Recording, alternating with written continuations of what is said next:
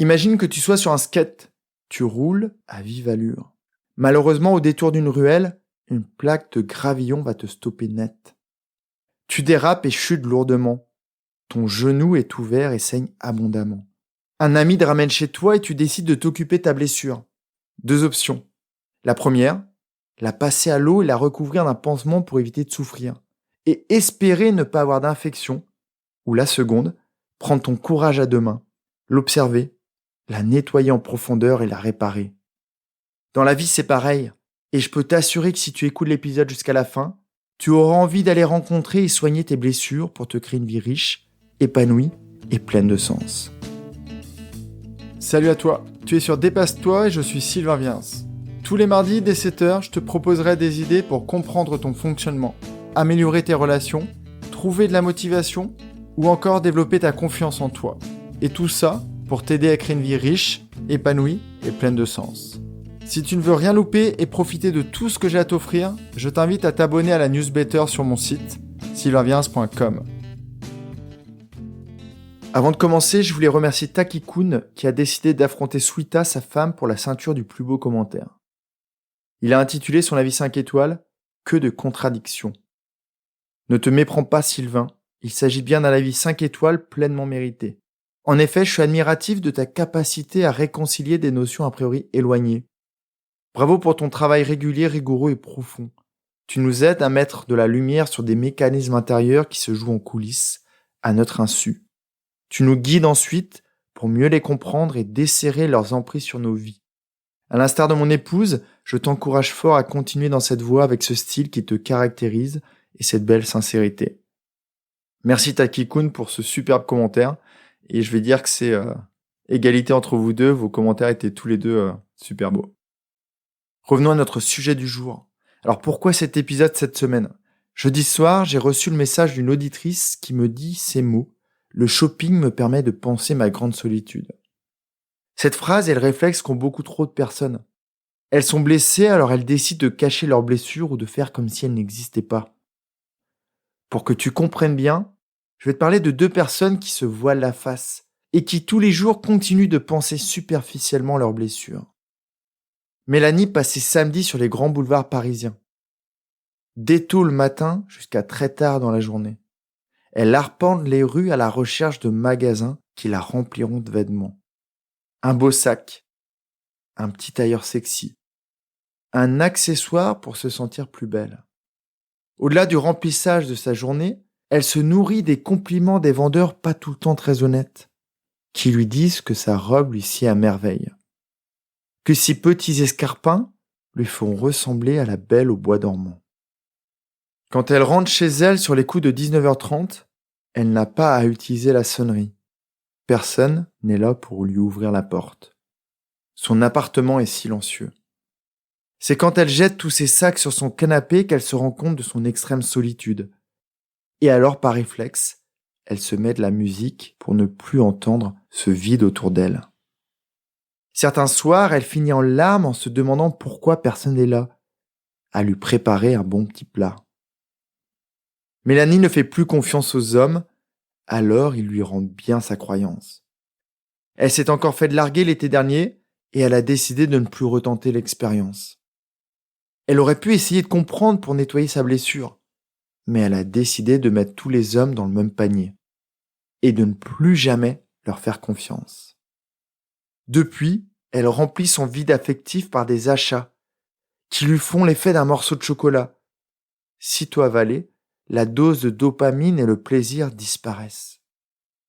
Si Mélanie continue sans aller rencontrer sa plaie sentimentale, les commerçants de sa rue seront aux anges. Ses collègues de travail verront elle une fille toujours sur son 31. Elle finira avec un dressing plein à craquer, mais un cœur profondément malheureux et vide.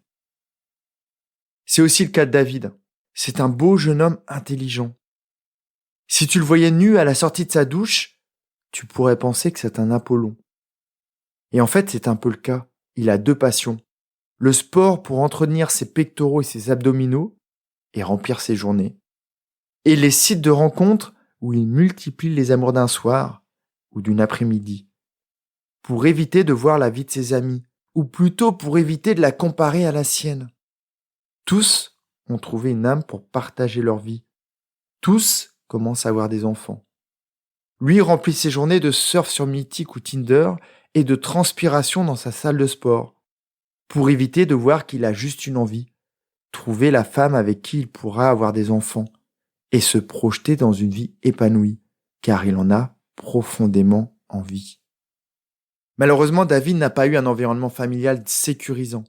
Et derrière son côté beau gosse à qui tout réussit, il porte des blessures du passé qu'il cache derrière une carapace faite de fibres musculaires. Un de ses autres problèmes, c'est que son ego ne lui permet pas de se faire accompagner.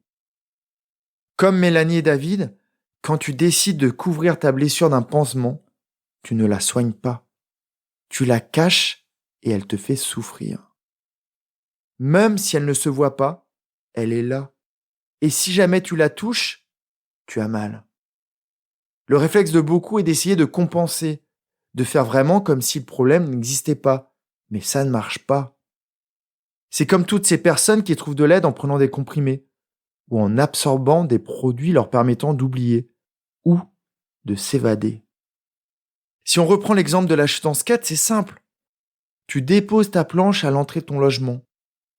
Tu te diriges vers ta salle de bain. Tu ouvres ton placard avec la petite croix rouge. Tu attrapes la petite bouteille marquée 70 degrés. Tu imbibes un coton et tu le poses sur la plaie. Tu vas peut-être serrer les dents pendant quelques secondes, voire quelques minutes, mais tu auras consciemment décidé de te soigner. Quelquefois, la blessure est tellement profonde ou tellement sale que tu as besoin d'aide pour la nettoyer. Mais ce n'est pas grave, car c'est en retirant les petits gravillons ou les impuretés qui s'y sont logées que tu iras mieux. Et toi, où en es-tu ? Es-tu encore affalé sur le trottoir ? T'es-tu relevé sans te rendre compte que ton genou était abîmé ? Es-tu en train de mettre ton genou sous l'eau ? Ou as-tu pris ton courage à deux mains et tu es devant ce placard à pharmacie, sans oser aller plus loin ? Je t'ai souvent dit depuis plus d'1 an et demi maintenant que la vie n'est pas simple, mais elle peut être magnifique si tu vas rencontrer tes problèmes pour trouver des solutions. Je peux t'assurer qu'elle peut se transformer très rapidement. Est-ce un problème de confiance que tu caches comme David par des kilos et des kilos d'écocentrisme ou de muscles ? Si oui, vois comment tu peux renforcer ta confiance pour oser aller chercher l'amour de ta vie, peut-être. Est-ce un problème d'estime que tu remplis par des vêtements qui sont censés améliorer ton apparence ou remplir ta solitude ? Dans ce cas, va à la rencontre des qualités dont tu n'as pas conscience, car je suis certain que d'autres les apprécieront avec toi. Est-ce un problème de peur qui fait que tu continues de bosser dans un domaine à l'opposé de tes valeurs ?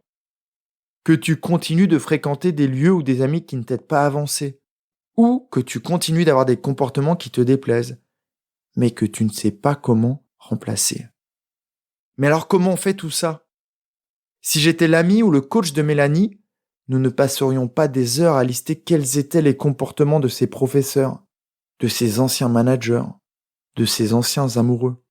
On verrait ensemble comment elle peut retrouver foi en la gente masculine, mais aussi ce qu'elle attend d'un homme. Et ensemble, on définirait un plan d'action pour qu'elle aille à sa rencontre. La poussière sur la carte bancaire de Mélanie pourrait être un bel indicateur de notre succès. Pour David, je n'irais pas lui demander de parler de ce que ses parents ou ses enseignants auraient pu lui dire, ou des échecs de son passé qui ont fait qu'il ne croit plus en lui. On travaillerait sur sa confiance d'aujourd'hui, sur ce que ça représente pour lui, sur les actions qu'il pourrait réaliser pour s'en créer une belle, une confiance puissante qui lui permettrait de se créer une vie au top, sans avoir besoin de se protéger derrière tous ses muscles. Si tu t'es un peu reconnu, tu peux te mettre devant ta glace et voir tous les petits bleus que la vie a posés sur ton corps. Demande-toi si ces derniers continuent de te freiner dans la vie de tous les jours. Si c'est le cas, dans la prochaine lettre, je te proposerai quelques questions très puissantes pour que tu ailles à la rencontre de tes vrais problèmes. Car c'est quand tu en auras pris conscience, quand tu les auras identifiés, que tu pourras enfin les solutionner. Et alors profiter de la vie que chacun d'entre nous mérite. Et je suis certain que tu sais déjà à quoi ressemble la tienne. En attendant cette prochaine lettre privée, je te souhaite de rouler avec fluidité sur le skate de la vie. Prends vraiment bien soin de toi et va à la rencontre de toutes ces solutions qui vont remplir ta vie de bonheur et de joie. Bye bye. Si cet épisode t'a appris quelque chose, n'hésite pas à en parler autour de toi.